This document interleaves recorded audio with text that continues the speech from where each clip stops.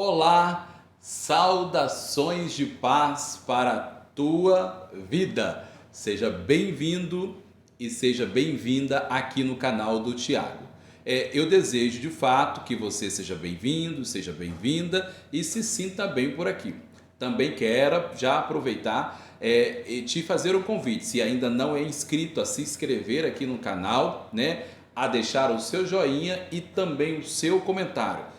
Todas essas coisas facilitam e ajudam no desempenho aqui do canal no YouTube, ok? O YouTube é uma ferramenta muito importante, é uma das redes sociais nesse mundo tecnológico que nós estamos vivendo que ajuda bastante, principalmente pessoas que querem demonstrar os seus dons, talentos, ou até mesmo compartilhar uma palavra como eu estou fazendo aqui agora com você, ok? Desde que saibamos usar com moderação, tá tudo legal, beleza?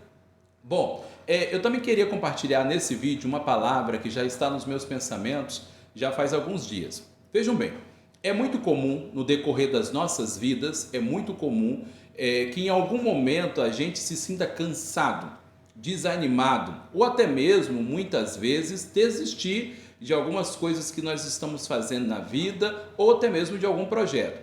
E, infelizmente, tem pessoas que às vezes elas entram no nível de desmotivação e de frustração tão grande que às vezes elas desistem até mesmo de suas próprias vidas, não é mesmo? Mas, a exceção disso, que é um dado muito triste, é comum que nós, seres humanos, em algum momento, se sinta cansado, desmotivado e até mesmo desista de dos projetos, como eu já estava falando com vocês já ainda há pouco. E isso não é algo que está restrito a um grupo seleto de pessoas. Todos nós, sem exceção, corremos o risco de passarmos por questões parecidas como estas, né? Todos nós passamos por dificuldades nessa vida, todos nós. Inclusive, o próprio Jesus, uma certa feita, e Mateus vai registrar essa fala muito interessante, aliás, tudo que Jesus fala é muito interessante, não é mesmo?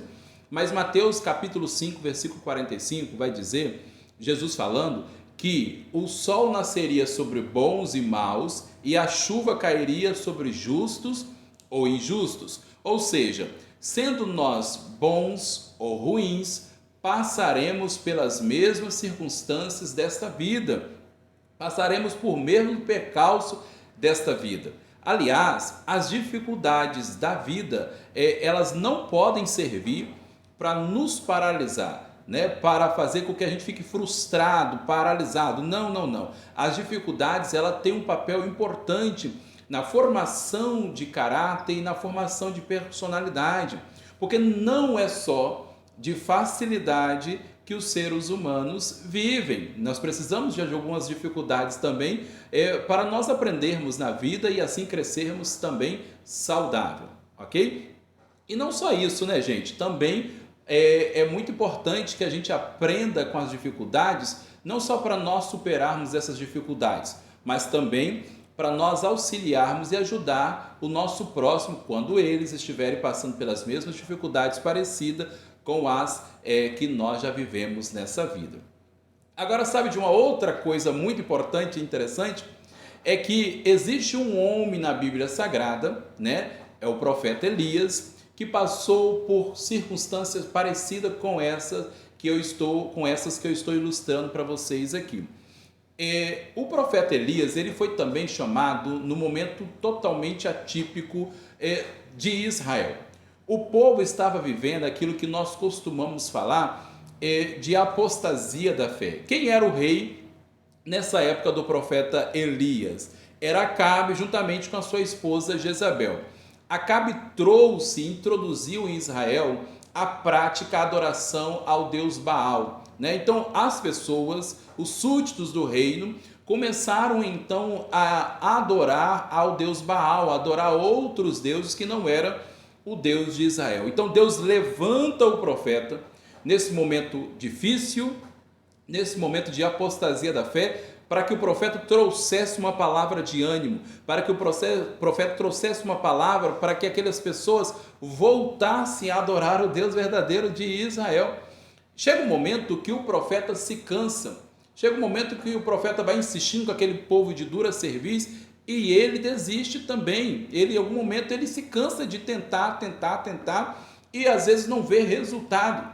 Agora veja o que a Bíblia diz quando o profeta desanimou, que está registrado em 1 Reis, capítulo 19, versículo 9. Diz assim: quando ele recebeu a ameaça por meio de Jezabel, a ameaça de Jezabel. E eu costumo dizer, e aí eu cito aqui também nesse vídeo, que eu costumo entender que o profeta não desanimou, o profeta não se cansou, o profeta não fugiu, porque ele temeu a ameaça que Jezabel fez. Na verdade, ele estava desanimado mesmo com o povo. Ele estava cansado mesmo com aquele povo, porque ele fazia, profetizava e o povo continuava do mesmo jeito. Agora veja qual foi a atitude que o profeta teve quando ele desanimou e quando ele se cansou de tentar. Vejam bem. 1 Reis, capítulo 19, versículo 9. Ali entrou numa caverna, onde passou a noite, e eis que lhe veio a palavra do Senhor e lhe disse: que fazes aqui, Elias? Ele respondeu: tenho sido zeloso pelo Senhor, Deus dos exércitos, porque os filhos de Israel deixaram a tua aliança, derribaram os teus altares e mataram os teus profetas à espada. E eu fiquei só e procuram tirar-me a vida.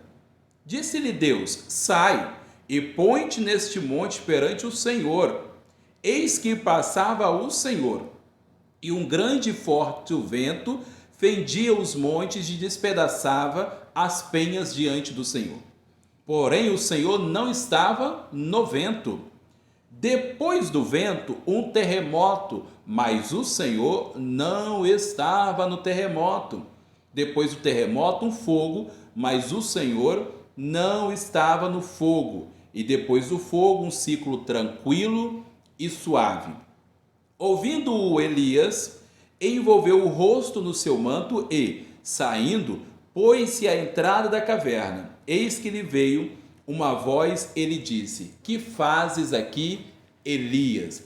Olha só que versículos interessantes de um dado momento do profeta Elias. Vejam, nós estamos falando de um homem que demonstrou muitos sinais que Deus permitiu que ele fizesse, fez até com que fogo caísse do céu. É esse homem que agora está dentro de uma caverna.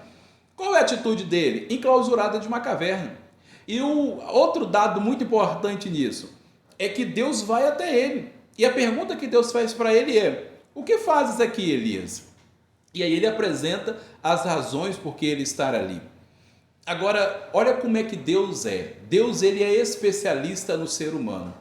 Diz-nos o texto que Deus manda terremoto, Deus manda vento forte, Deus manda fogo, e o texto mesmo diz que Deus não estava em nenhum desses acontecimentos. Deus estava fazendo uma demonstração e o profeta sabia do poder de seu Deus. Ele mesmo tinha experimentado algum desses sinais que Deus tinha permitido com que ele fizesse naquela época, inclusive cair fogo do céu e queimar todas as oferendas que estavam ali oferecidas no altar. Ele sabia que Deus poderia fazer todas aquelas coisas, mas diz-nos o texto que ele não saiu em nenhum desses alvoroços. Mas quando Deus mandou um ciclo tranquilo e suave, ele saiu da caverna e Deus lhe fez a mesma pergunta: o que é que fazes aqui, Elias? Deus, ele se revelou ao profeta em uma necessidade que ele tinha. O profeta naquele momento não queria alvoroço, o profeta naquele momento queria tranquilidade, queria calmaria, e Deus então entendeu o momento que o profeta estava vivendo e se revelou nas necessidades do profeta. Deus é assim, ele se revela nas nossas necessidades. Mas ele também faz uma pergunta: o que é que fazes aqui, Elias? Sabe de uma coisa? Deus se revela nas nossas necessidades, mas ele também espera uma atitude nossa, porque nós não nascemos para vivermos enclausurado dentro de uma caverna. Deus depositou em você, depositou em mim dons, talentos e habilidades, e todos esses dons e talentos e habilidades devem estar a serviço do próprio Deus para abençoar o nosso próximo e até mesmo para propagar o seu reino sobre a terra. né? O reino dele é muito bom, ele é agradável para todos os seres humanos, né?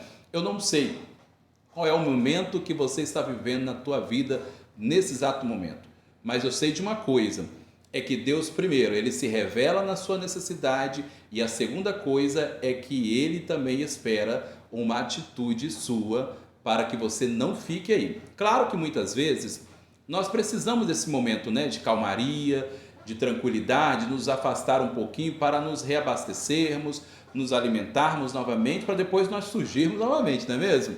Mas esse lugar não deve ser o lugar onde nós devemos permanecer, ok? Eu espero que essa palavra fale com você. Eu espero que de alguma forma você seja abençoado, ok? Muito obrigado por aqueles que estão aqui até agora, me acompanhando aqui. Muito obrigado pela tua companhia. Até uma próxima e até breve.